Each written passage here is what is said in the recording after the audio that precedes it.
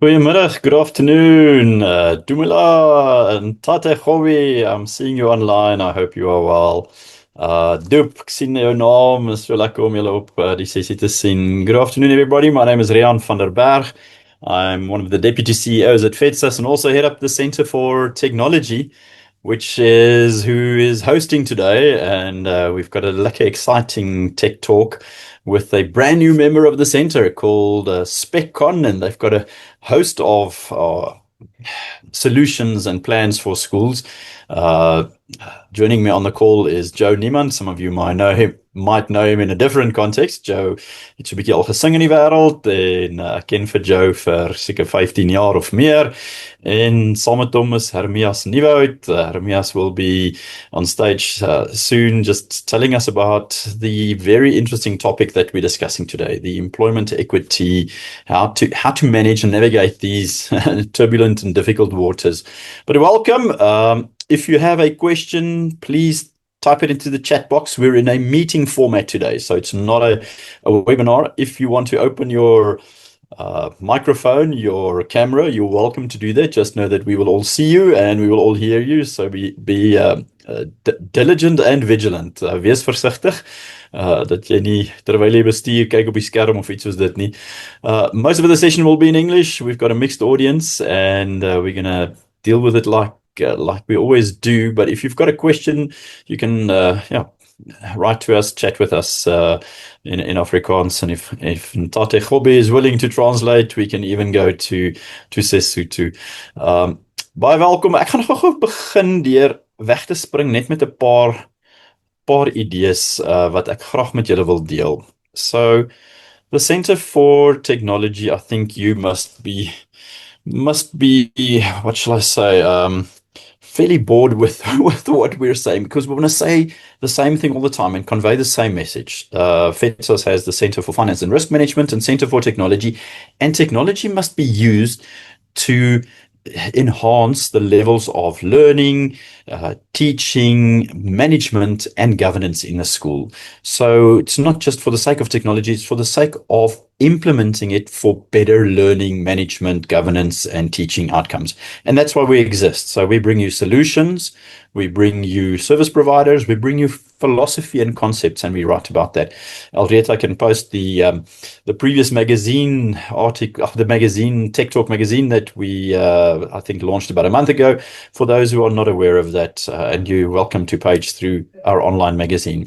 Something that I quickly want to brag about and share in the FEDSAS circles. Last night, we were honored at the Public Interest South Africa Whistleblowers Award ceremony for the good work that FEDSAS does. FEDSAS broke a story about 29,000 unfilled permanent vacancies in the education sector in educator positions, from post level 1 through to principal positions. That was earlier in the year, and the media and public interest groups recognized FEDSAS, and I think that's just great to celebrate, in the sense of our collective voice counts. We're making a difference, and we want to share that with you. It's on our social media pages today, but it's also relevant in the discussion today because we're talking employment, positions in schools.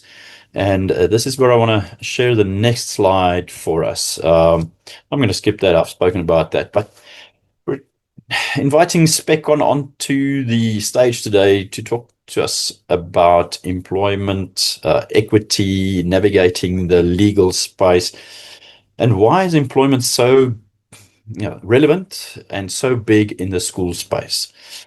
We've been seeing over the last few years that schools are turning into education employers, and I'll show you some stats now. FEDSAS is putting focus on an employment education employers division, just to stand in the gap between where the labor relations, the basic condition of employment, employment equity, all the legal side of things. As an employer, the SGBs are starting to be a big collective employer. And what we see in school budgets over the last few years in our analysis, and you can get the school budget guides off our website for benchmarking, is that we see between 60 and 75% of schools' budget goes into people. So we're a people sector, we're a people organization. And with changing legislation, we need to be aware of that. So just to give us some background on where the SGBs as employers are moving over the last so many years. 2009, 23,756 SGB paid educators in the sector, and probably double that in non-educators, admin staff, ground staff, coaches, choir directors, name it what you want.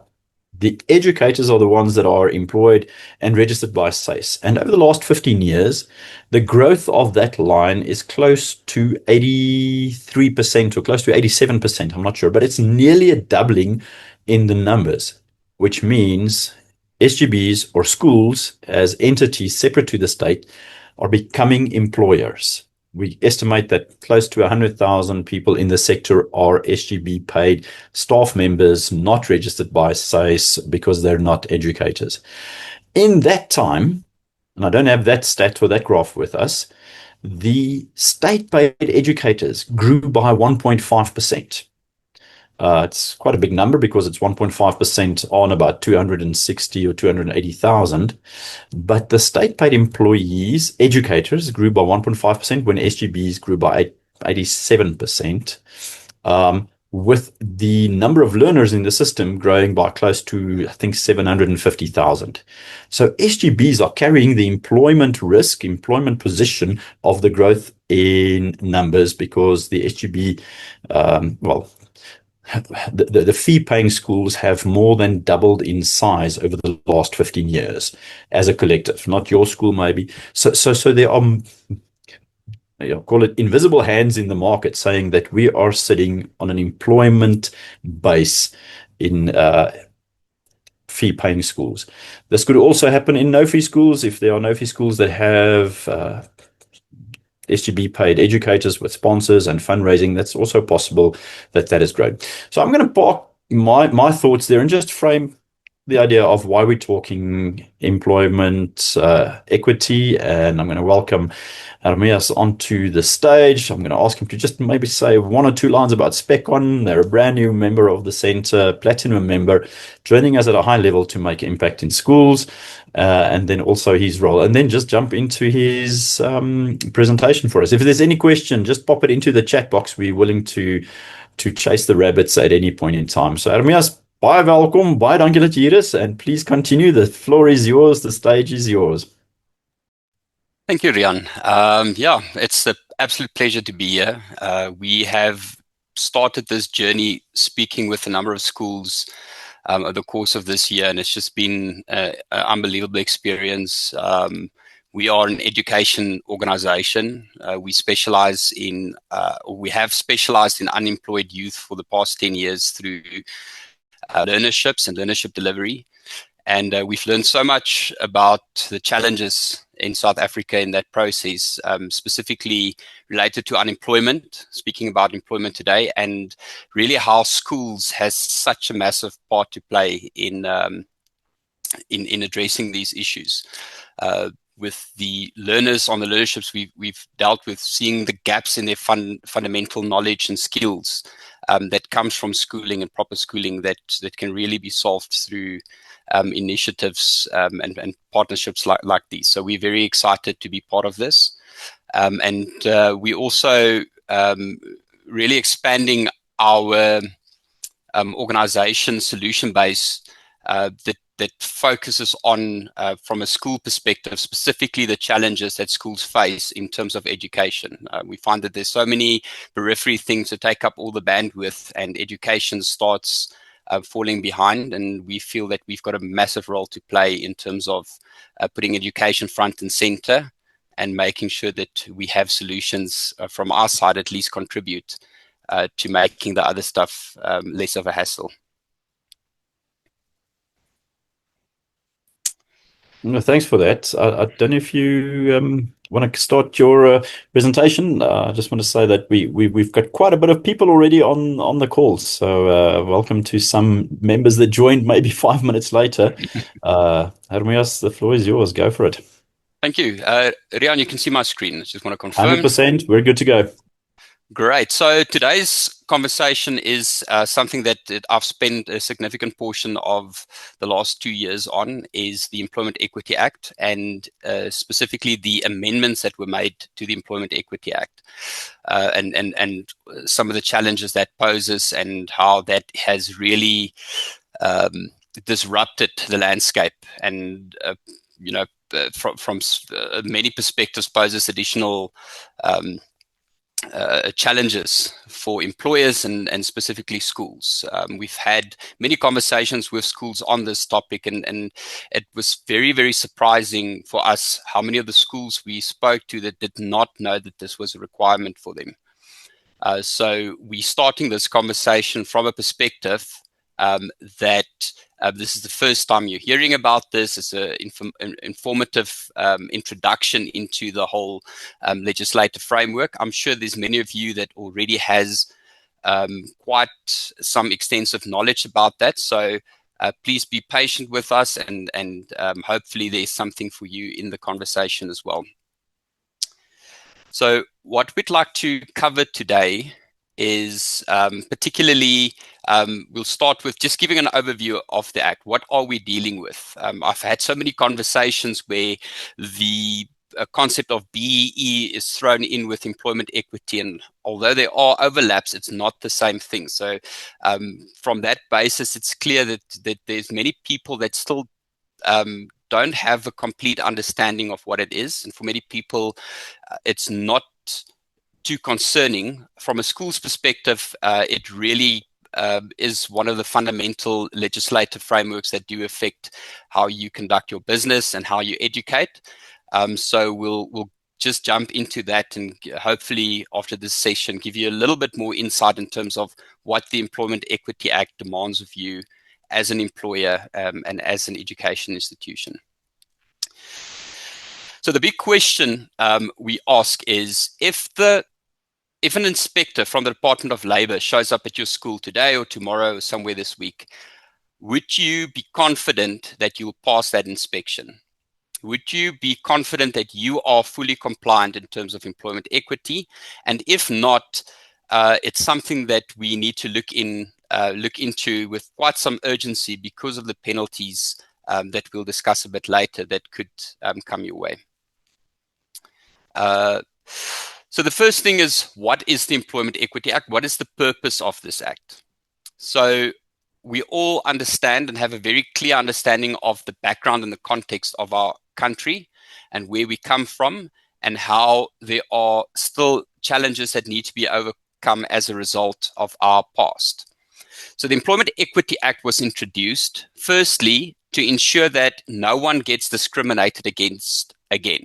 Right, so to put a stop to any discrimination that we can find in the workplace. So that was the first and foremost objective, and then ensuring that there's equal opportunity for employment for everyone. From the second, and that you can find in the Section 2 of the Employment Equity Act. In Section 3, it moves into a place where we talk about affirmative action. It's a word that a lot of you might have heard. And if affirmative action is directed at redressing the unfairness of the past. All right, so affirmative action is where your organization is mostly, and your school is mostly affected by the requirements of the Employment Equity Act. Certain initiatives that you need to implement into your organization to ensure that you redress some of the inequalities from the past. And ultimately, what the goal is through that is to ensure that every organization in South Africa and every school in South Africa that employs more than 50 employees ultimately reflect the representation of different races and genders in your workforce. So what does it require from schools? So the first thing is to develop and implement an employment equity plan. So it's a very challenging thing, because when we plan our workforce, I'm sure from a headmaster's perspective, from a student body council's perspective, it's very, very difficult. And we saw it on Riaan's graph as well now. The way things change and the way things grow, it's very, very hard to determine what your workforce will look like and what your staff complement will look like at the end of next year.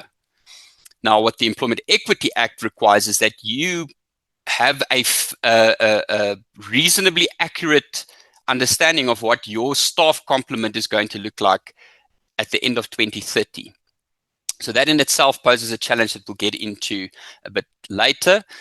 But knowing that your workforce needs to reflect a certain representation from different races and genders, there's also an understanding that there are some barriers in your school, practically and otherwise, that makes it very, very difficult to appoint the right employees for the right representation.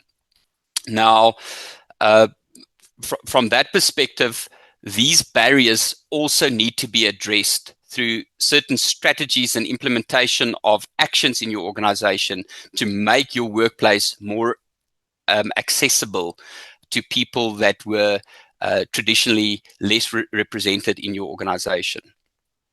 The next requirement that the Act places on schools is to consult with your employees and their representatives. So if you have a representative trade union in your school, you need to consult with the representative trade union on your employment equity plans, strategies, policies, procedures, and practices. If you do not have a representative trade union at your school, you still need to consult with an employment equity committee that is appointed in your and elected in your school, that represents all the different occupational levels in your school, that represents people with disabilities, and also represents individuals from different races and genders. So that's something we'll get into a little bit more as well. We already mentioned this: identify and eliminate barriers to equitable employment. So there's a lot of information we're going through today. So just want a side note, the slides will be available to everyone, so you can take your time, read through it. There's tons of information available on this as well. So don't be too intimidated by all the information. And if there are any questions, please pop them in the chat. We also have people that can assist with answering some of the more technical questions. So in terms of identifying and eliminating barriers, we already spoke about that. And those are the things that make it challenging for people from different backgrounds to be recruited into the organization, people from designated employee groups that need to be promoted within the organization, and making sure that we retain talent in our organization that is representative of designated groups. And we do this through how we set up our job descriptions, selection criteria, performance evaluations, and making sure that we have absolutely zero discriminatory practices in our organization and having policies that prevent this. We also need to, as schools, promote representation of designated group. Okay, and this we do through implementing specific training initiatives, appointing mentorships, doing succession planning, and ensuring that there's specifically with regards to leadership, that a lot is invested towards underrepresented groups, and make sure that they've got a clear path and a ladder through which they can climb through the leadership channels within your school, and ultimately be represented on all levels. We also make sure that we need to monitor and report on our progress. So now that we have a plan, we've identified the barriers and the challenges, we've put strategies in place, we put training programs in place. So we've done everything we needed to in order to plan to have this representative workforce at the end of the 5-year cycle. We also need to make sure that we monitor how we're actually doing internally. And we do that by looking at who we appoint, how we appoint them, where we advertise the positions, how we advertise the positions, are we making it accessible for everyone? And then also just making sure that our numbers that we have in our actual workforce is in line with what we've planned to do over the next 5-year period. Every year, we also need to report to the Department of Labour on our progress. So we need to go and say, we plan to do this, and this is what we actually did. And we plan to do this, but we failed to do that, and we didn't plan to do this, but we actually did that, to make sure that we keep ourselves accountable in terms of the Employment Equity Act. We also need to ensure that all our policies and practices comply with the Act, and that we have all of the HR policies, contracts, disciplinary procedures, all of those things aligned with, first of all, what is required from the Act, and second of all, what we've identified as barriers and strategies ourselves, and aligning those things to give effect to positive outcomes from an employment equity perspective. So the one common thing that we can discuss in terms of employment equity, and that's been a very large topic in many of the conversations that I've been a part of, is the amendments to the Act. Now, whilst you can do a full day course on just the amendments itself, I've tried to highlight some of the most prominent amendments that came into effect this year, and just highlighting how they affect you as an employer. So the first thing is the redefinition of a designated employer. So last year, a designated employer would have been any organization with 50 or more employees, and also when you have less than 50 employees, anyone that exceeds a certain income threshold or turnover threshold in the organization. With the amendments, the income threshold has been removed, and now we only look at employees or organizations and schools with 50 or more employees in their organization. Okay, so that's a major change. So it means there's a lot less designated employers, but as you'll see, the requirements on the designated employers that remain have become much more stringent. There was also the introduction of sectoral numerical targets. Okay, so sectoral numerical targets was done in consultation with trade unions, with all sorts of organizations, with employers themselves, and interest groups, where they determined that at the end of this next 5-year cycle, we want this sector, so this industry sector, to reflect this representation. Now, from this also comes a whole bunch of challenges that we'll discuss in a short while. What this sectoral targets effectively does, it gives you mandatory alignment with the sectoral targets. In previous years, you could say, I think we can achieve this and that, and we guide it by the priorities in terms of our economic active population percentages, and we think we can do that, but if we don't get there, we tried our best and we just carry on with the process, we remain compliant and we go on. What's changed with the amendments is there is a mandatory alignment with the sectoral targets. So effectively what this means is your plan has to reflect the target set for your sector by the end of the next 5-year cycle. So by end of 2030, your organization needs to be aligned with the sectoral targets set for your industry in terms of the plan that you set out. Right.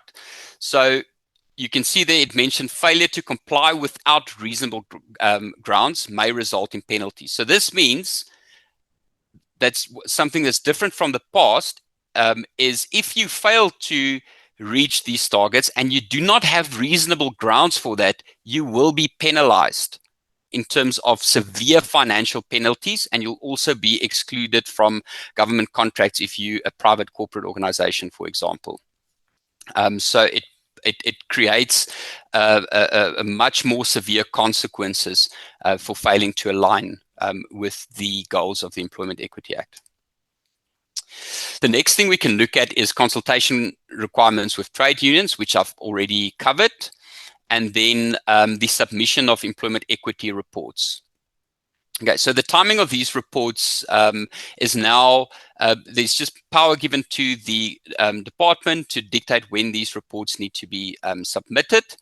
And in terms of our employment equity plan timelines, your employment equity plan should have been ready for the next 5 years on 1 September this year.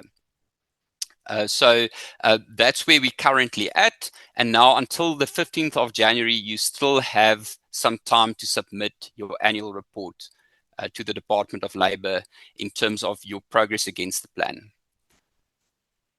All right. So the next slide I want to discuss is something that I'd love some input from Riaan's perspective in terms of what you've experienced as well. But these are just some of the practical challenges that we've seen in our client base, and specifically in the schools that we've consulted with and had conversations with, in terms of what they've been struggling with, and where is what's the hardest parts of this Employment Equity Act implementation in their own environments. So when we look at the challenges, I'm just going to go through them one by one, and I just want to add to these challenges that our solution is completely built around these challenges. Right, so if you're wondering why they're there, it means we do have some sort of a way and some sort of advice for you to get around these. But these really are the most prominent challenges that we found in our conversations with designated employers. So the first thing that we see is where do we assign responsibility within the school? Who takes responsibility? Schools aren't typically organizations that has fully fledged HR departments with qualified individuals that went to university to study all of these things. We're educators. And typically you won't find someone in your organization that has the legal backing and knowledge to drive these things effectively. So that's always been a very large challenge in the schools, and where we've seen a lot of success from the student body councils. There's someone there that's got some experience and they've stepped in and they've helped with that. But it's very, very important to understand this challenge as a school to make sure that you assign responsibility for this to the right person. Because if there's no accountability in terms of who takes care of the Employment Equity Act, there is a almost certain fine that waits at the end of that road. The second thing we can discuss is creating a foundation for the employment equity compliance. Now, creating a foundation is just a term that I like to use, but all this means is getting the right people in place that we already discussed, getting training to the people that is going to action certain things in your employment equity plan, making sure that you've got a committee assigned and that committee is trained in terms of their responsibilities and duties in the organization, making sure that you've got the right policies in place, making sure that the procedures are documented correctly, making sure that people adopt the practices that are aligned with these policies and procedures. All of these things that happen from a change management perspective is extremely important to get that right. Because if that is correct and we've got all our information incorrectly, then employment equity becomes more of a maintenance task than it is something that you need to worry about every year and dodge non-compliance at every turn. So it's so important to get that compliance foundation in order. Next is knowing what information to find and where to find it. So the department asks for a lot of information in the reporting process, in the process of creating your analysis, in the process of creating your plan. It asks many questions in terms of the details about your school itself as an entity. It asks a lot of questions about your staff, how long they've been there, when they were last promoted, what their salaries are, etc., etc., etc. So typically, all of this information comes from many different sources in a typical school. So someone has some of the information there and someone else might have the rest of the information there, and something might be in a dusty folder in an office over there. So it's very, very tough in many circumstances to know what information is required and where do I find this information. Next is creating an accurate workforce profile, something I alluded to now, but making sure that the information that I use for my employment equity purposes comes from the right date. So we call it a snapshot date. And on that particular snapshot date of where I take a snapshot of what my workforce looks like, does it accurately reflect what my workforce really looked like? So Peter, who's also in this chat, had a very good example of explaining that accurate workforce profile is if on that specific date, you would take a staff picture of your entire staff and you see who exactly is on the picture and where they are. That is a snapshot of your workforce profile, and making sure that those faces accurately reflect in the data that you use for your employment equity planning. The next is applying legal interpretations to specific scenarios. And I've had hours and hours and hours of phone calls and conversations around specific scenarios where, what if this happens? And then I speak to all the professionals I know, all the people that I've grown to respect in terms of their knowledge of employment equity. And so many times I find different answers to the same scenarios. So that is in itself a large challenge for a school who does not typically deal with these things, that does not have an immense background in terms of legal knowledge around employment equity. These legal interpretations are very difficult to deal with in many instances, but it has profound effects on your organization if your interpretations are not correct. Next, we look at applying accurate calculations in terms of your analysis, your plan, and your reports. So we deal with a lot of numbers. Employment equity reporting is on what numbers of designated employees do I plan to appoint, promote, who do I plan to terminate over the next 5 years. All of those things is all numbers, all headcount.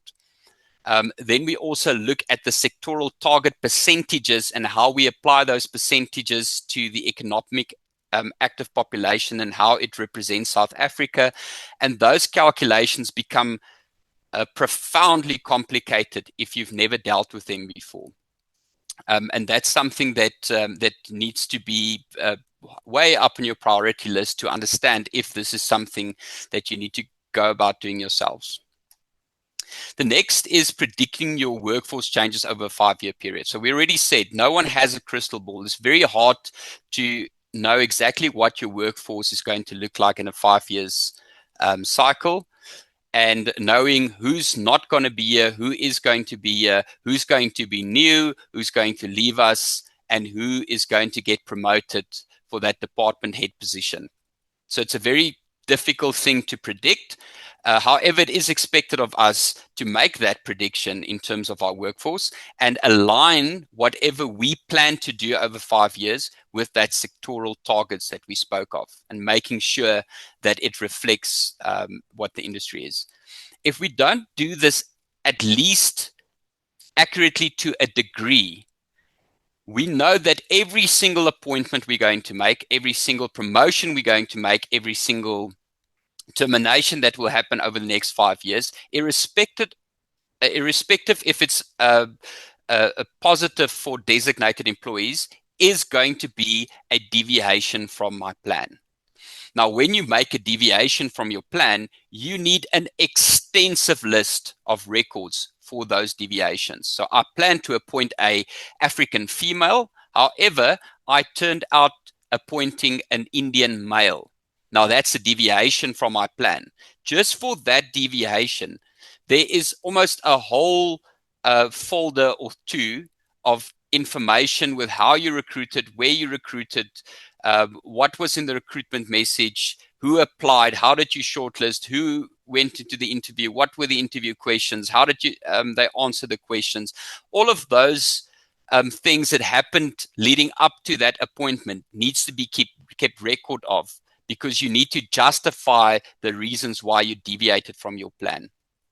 Now, if you don't have an accurate 5-year plan, or at least a reasonably accurate 5-year plan, every single staff change that you have over the next 5 years will demand an excessive amount of record keeping and documentation and reasoning in terms of managing those deviations. Next, we look at endeavoring to align your workforce with sectoral targets. Now, we already spoke about some of the challenges in the previous slides. The one I want to specifically highlight here is the fact that aligning your workforce against a specific target becomes a statistical impossibility. So if you only have 3 individuals in a specific occupational level, but you need to have 48% African male, 47% African female, 2% Indian male, 2% Indian female, and so forth and so forth, it becomes impossible to fit those percentages in terms of actual humans in actual positions. So there's some statistical impossibilities that you need to contend with, and it's important to know then, how do I make the best decision in terms of my priorities to get the right people in the right positions, and aligning it with the sectoral targets.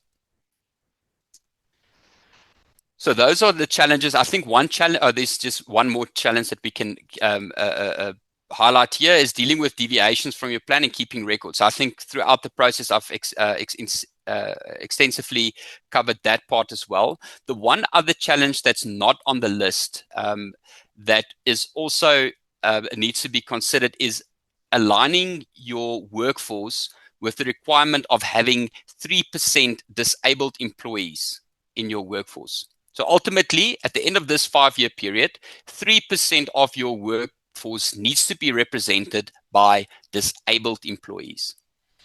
Now, that does not sound like much of a challenge for many organizations. I know we can also be proud of our organization, where we really take pride in giving disabled people work opportunities, and it's fantastic. But the fact that every single organization in South Africa now that has 50 or more employees has this requirement placed on them makes finding qualified and capable disabled employees very, very difficult, just because of the demand for them in the workforces. So we foresee that by the end of this 5-year cycle, it is really going to be a challenge that organizations need to carefully consider to make sure that they find the right employees with disabilities to contribute productively in their workforces. Hermias, can I quickly jump in there? Absolutely. I think it's such a mouthful, and it's I maybe want to say all is not lost. Let's just say that. Yes. This is how the Act reads, and this is what the targets are, and there's a timeline to it, and there's a lot of water that still needs to run in. Maar daar's nog baie water wat in die see moet loop. And maybe the one thing is that we need to educate ourselves. So you asked for my view on the practical experience of challenges, and this is it. The speciality of this nature, or this topic, is a capacity, and not that the SGB does not know, but in the school context, SGB members, parent members, are volunteers at school. They don't do this full time at the school. SMT members come from the education space. So capacity, just even knowing, one needs to put focus on it or get tools to help you. The second one is the knowledge of the things that you know, those are good things, but there are the unknown unknowns. And I think this is what this cracks open. So there's a lot of technical detail, but I want to tell the schools, this is not, okay, tomorrow morning this needs to change and the whole world is changing, but let's just be aware. Let's move from the unknown unknowns world to the known knowns world, so that we empower ourselves, get ourselves in a stronger position. I think we still have the overarching thing of the SGBs is in acting in the best interest of the school. We've got to do what's best for our children with the capacity, the money, and resources that we have. We can't be so overburdened compliance-wise that we can't run the school because we just pay a lot of money in compliance. So there's a balancing force to that, but this is a change in legislation, and we've got to be aware of that. Um, and this also does not really involve the provincial education department positions. Those are dealt with by the HR processes inside the department. We're focusing on the 50 and more employees at a school. Maybe a question is, does that mean part-time employees? What's the definition of employees? A quick question from my side, 50 employees, if everyone is part-time or on a contract or a consultant basis, does it suddenly mean, no, they're not? But the Schools Act allows a school to employ employees, either educators under the um, uh, Employment of Educators Act scenario and jumping into the Basic Condition of Employment Act, or non-educators. Mm. So where's that line? Maybe just a quick question there. What defines an employee? That's a very good question. So an employee is defined in the BCA and the LRA, and there's a differentiation made between an employee and an independent contractor. So I'm stepping way into a previous life of industrial relations now to answer this. But an employee is specified in the employment contract as employee, or if they're not specified in the employment contract as an employee, they are assumed to be an employee if a number of factors are in, if they are paid for their services and they have to work under the instruction of an employer and so forth. So there's a whole complicated list of things to define an employee, but mostly in practice, if they are not defined to be an independent contractor and truly qualified to be an independent contractor, they are considered to be an employee. Now, in terms of, you asked a question in terms of permanent employees and temporary employees or part-time employees. Yep. If they are employed for a period of 3 months or longer, irrespective if it is on a contract or fixed-term contract, from an employment equity perspective, they are considered to be permanent employees. So that's clarify that. It's from an employment equity perspective. It's not from the CCMA or Labor Relations Act, but within 3 months, it immediately becomes part of your workforce planning and that sort of thing. Okay. You've got answers for us. We see the challenges. we're slightly nervous, concerned, but we're hoping that a new member of the center can support our schools and give us some options here. So how do we hurdle these barriers?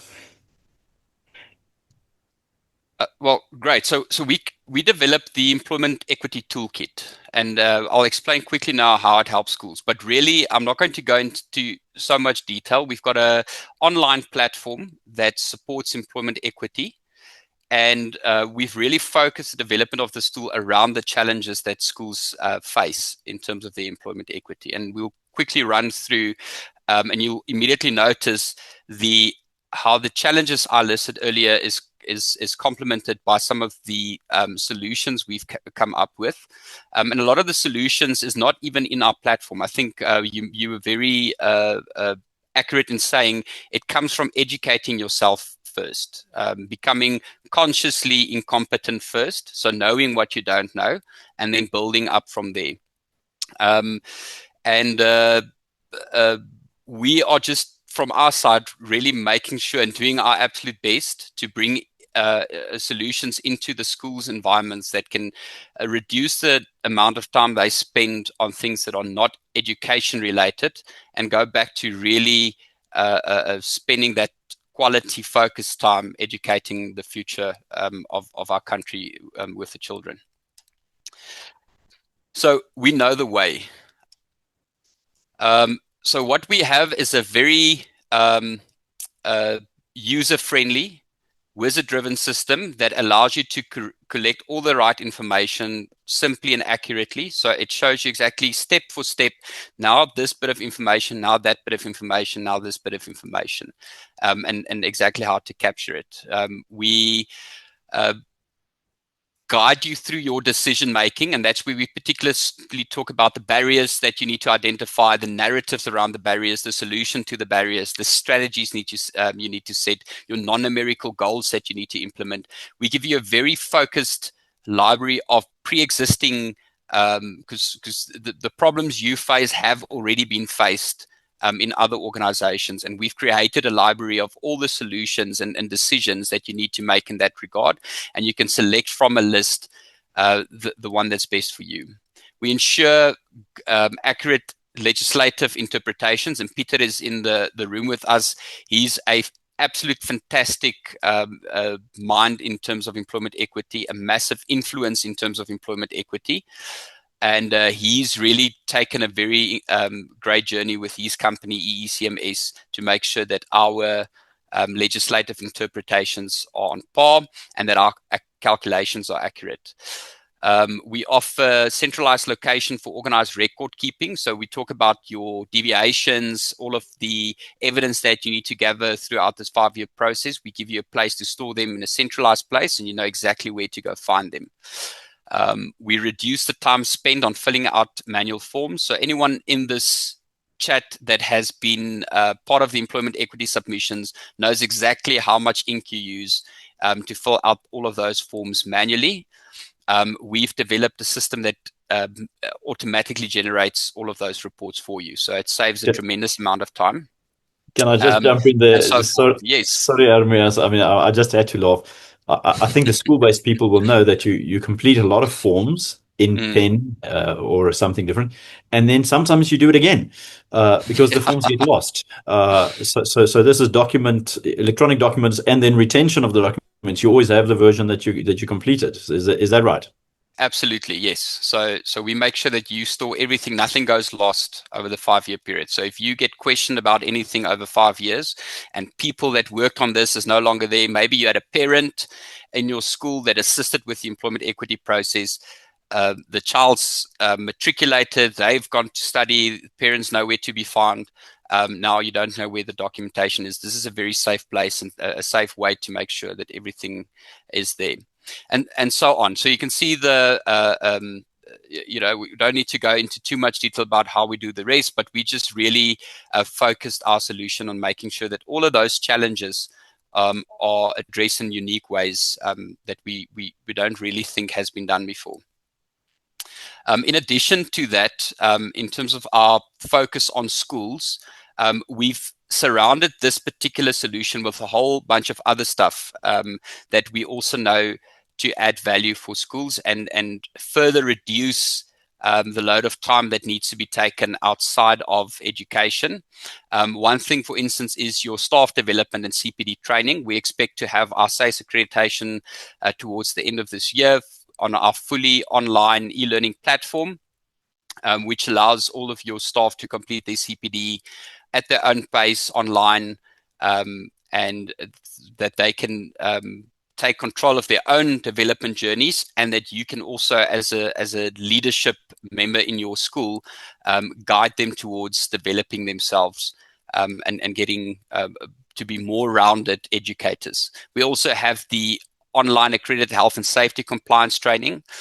Typically, if you do your health and safety compliance, it's 2 days out of the office or 2 days out of the classroom, and it's severe productive loss, where we've developed a very unique solution where this can also be done at a learner-driven pace in their own time, which means that you can still have those certificates without losing the time from the classroom. We also have a very interesting solution called Buddies, where we give users access to a lot of early childhood development activities. So this is specifically for mothers with young children or parents with young children, preschool teachers and grade 1, 2, and 3 teachers. That gives them access because we know how quickly we run out of ideas and you have to go through. So we just add additional activities and resources that you can rely on. And we also have the SA Schools Academy. Now, this is a very unique, first of its kind solution that offers state-of-the-art AI learning for learners and teachers, which is a whole conversation by itself if anyone is interested. And then we also have, for this group specifically, for our FEDSAS viewers today, we've compiled a list of 16 policies and procedures specifically for employment equity and aligning with your compliance. So if you would like us to share those policies with you, please reach out. We'd love to have a conversation with you, and you'll immediately get those 16 policies that you can implement in your organization straight away. If you want to reach out to us, there's a barcode or a QR code on the screen, which you can scan immediately, send us a WhatsApp if you'd like, or you can reach out to Stephanie Meyer. She supports all of our schools, so she's specifically appointed to support our schools on all the solutions we develop, but specifically as a champion for the employment equity solution. So if you have any questions or you want to further the conversation, you're more than welcome to reach out to her. And you'll also see a link on the to our website where we elaborate a little bit more on our employment equity solutions. And that's really all from our side. Thank you so much, Riaan. It sounds like Oprah. That last point. Everyone today is getting the 16 policies library. Thank you so much for that. I want to jump straight into the questions in the chat, although I've got a comment or two to make, but I'm weary of time, and it's the first time in a long time that we have more people after 45 minutes than after 5 minutes. So the audience grew. I think people were skinnering about the good presentation that you were doing. Coaches, I think we dealt with part-time. So it's irrespective of the title, it is if they fit into that designation or definition of an employee, meaning are they paid, do they work the number of hours per week and that sort of thing. So it's everyone who might be getting a repetitive contract type salary, if those fit in. Do I miss that? But it includes drivers, coaches, choir directors, unless they fall out of that definition. Just help us out there.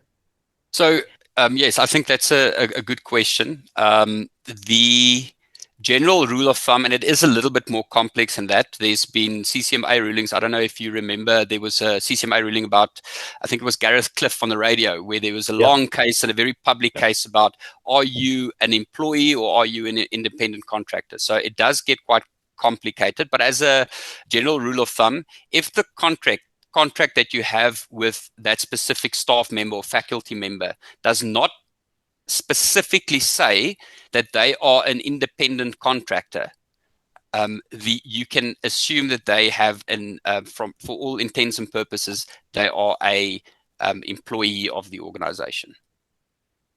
I see someone is in under my name. I shared the link with a few people. I don't know who's got their hand raised. One of your team, I guess. So if there's a comment to be made or a question. Mark, op jou kamera dat ons kan sien. Riaan, so sorry. When I logged in, I don't know what happened, but I logged in under your name. So from now on, going forward, you can call me Riaan. It's all good. Yes.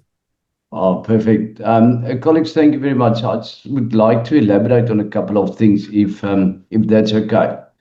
My name Peter from ECMS. So we are employment equity specialists. I've been with the company for just about 17 years. Colleagues, what I would love to tell you is the following. We are currently busy with DG reviews. Now, DG reviews your highest level of investigation by the Department of Employment and Labour.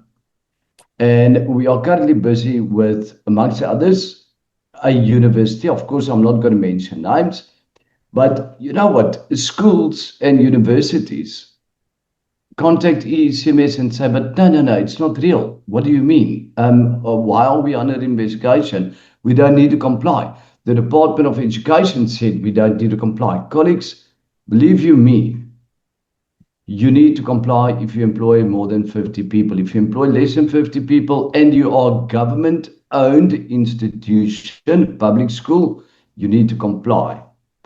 If you have government employees within your school and maybe external private employees, yes, most probably government might possibly report on the employees based through government. Okay. Private schools, you need to comply. Government schools, you need to comply. Universities, you need to comply. Universities, of course, if it's a private university employing 50 or more people. I'm going to be frank and honest. We have been doing a couple of investigations with the Department of Employment and Labour with regards to schools. And there's the feeling amongst schools that the Department of Education said we don't need to comply.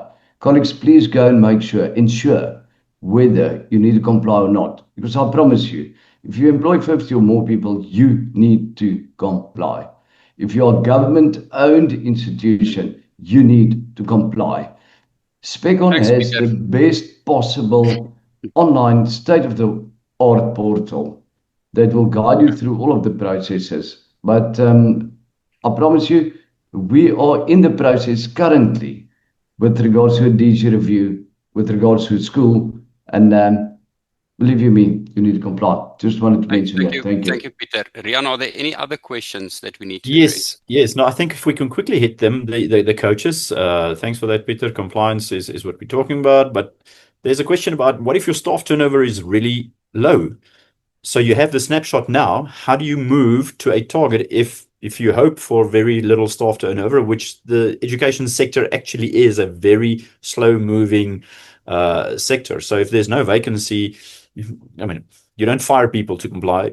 It's when the vacancy arises that you move forward towards a target, isn't it? Yeah, 100%. So I think the incentive or the directive of the Employment Equity Act is not to go get rid of your entire workforce and try and transform them, from that perspective. The challenge therein lies then to make sure that your barriers are identified, because those are the sort of barriers that you need to identify in your analysis phase, and making sure that when you cannot or when you are not on your way to making those sectoral targets, that you keep the records and the explanations and the evidence for that rationale in place, and keeping records. So at the end of the period, when you say, listen, I had no staff turnover, that's why I didn't transform at the rate that you were expecting, they are going to ask you for a significant amount of evidence to back up the claims that you have made. So it's a more than justified reason not to meet the sectoral targets. However, you still need to have that justifying evidence on record, just to keep yourself out of trouble. Thanks for that. Yeah. So once again, not alarming. We've got to process this, and we've got a 5-year period, but not to be a cat on a hot tin roof in that sense. The last question I have here, I'm going to deal with it quickly. The state-paid employees who receive additional remuneration from schools, no, they do not find themselves included employees, because an employer-employee relationship does not get established by means of Section 38A, which is the top-up or the additional remuneration. There's one employer-employee relationship, and that's the state with the state employee. The additional funding is a mechanism to add to that person's remuneration for additional tasks, but that's with permission from the employer. No new employer-employee relationship starts, but speak to your FEDSAS official in the province so that you don't contract with that person as if it's an employer relationship. The contract must be a Section 38A agreement, not an employment contract. So make sure of that. Guys, we're coming towards the end. Thank you, sir. 38A.